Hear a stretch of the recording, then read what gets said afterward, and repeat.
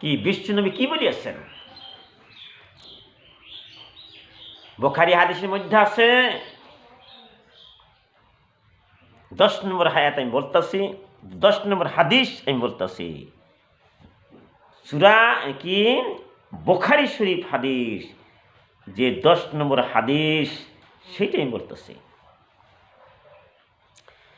বিসমিল্লাহির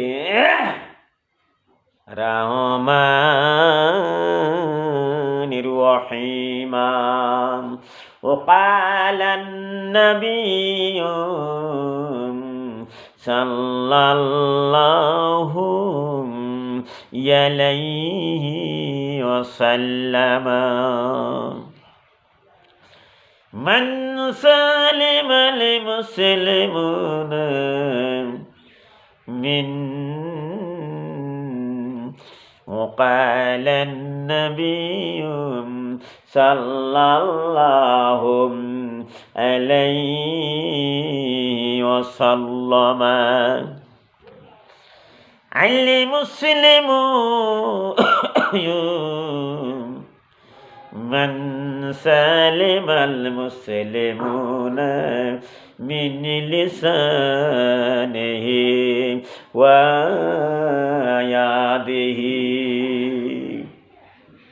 বিশ্বনবী বলেন, বিশ্বের মানুষ, সাহাবীরা তোমরা শোনো, ওই মানুষটাই মুসলমান হইতে পারে, ওই মানুষটাই মুসলমান যারা জিহ্বার দ্বারা, হাতের দ্বারা সকল মুসলমান নিরাপদ থাকে।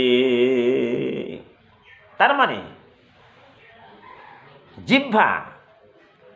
জিহ্বার দ্বারা যত গুনাহ হয়, অপরাধ হয়, অত গুনাহ কিছু দ্বারাই হয় না। এই জিহ্বার দ্বারা কটু কথা বলা চলবে না, জিহ্বার দ্বারা গীবত চুগলখড়ি করা চলবে না। জিহ্বার দ্বারা তুমি মিথ্যা কথা বলছো, মিথ্যু ওই মুখের দ্বারা কোনো বরকত হইতে পারে না। তাই বিশ্বনবী ঘোষণা করে দিয়ে গেছে, সূরা ঘোষণা করল যে বুখারী শরীফ হাদিস 1 নম্বর হাদিস, বুখারী, তার মধ্যে 10 নম্বর হাদিসে এই কথা লেখা আছে।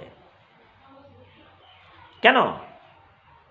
মানুষকে কটু কথা বলা চলবে না, মানুষের কলজায় দুঃখ দেওয়া চলবে না। যদি তুমি মানুষের কষ্ট দাও জিহ্বার দ্বারা, তাই বিরাট গুনাহ হয়ে যাবে। এই কথাই আমার বিশ্বনবী ঘোষণা করে দিয়ে গেল। আমার মায়েরা, এখন কথা হচ্ছে স্বামীরে খুশি করতে হবে। অনেক মহিলারা জানে না স্বামীর কলজায় দুঃখ দেয়, স্বামীরে কটু কথা বলতেছে।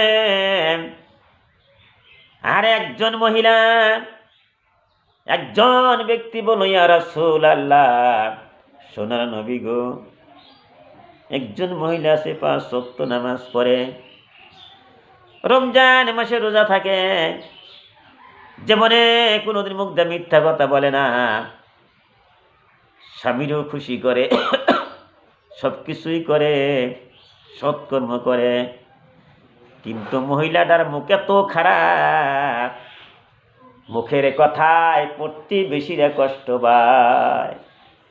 ইয়া রাসূলুল্লাহ সাল্লাল্লাহু আলাইহি সাল্লাম, সোনা নবী গো, ওই মহিলার কি উপায় হইব গো নবী?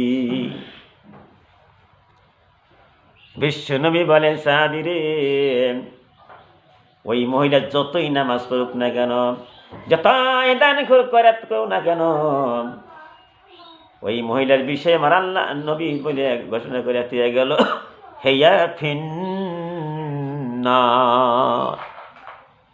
যতই নামাজ পড়ুক না কেন, যতই রোজা থাক না কেন, কিন্তু তার মুখের ভাষা খারাপ, মুখের কথা মানুষের কষ্ট পাচ্ছে, ওই মহিলা দোজকে যাবে, জাহান্নামে যাবে। কারণ মুখের কথা খারাপ, তার মুখের কথায় মানুষের কষ্ট পেতেছে। তাই মহিলারা শোনো, তোমাদের মুখকে পরিষ্কার করতে হবে, মুখের কথা যেন মানুষের কষ্ট না পায়, আঘাত না পায়। এই বিষয় চিন্তা করতে হবে।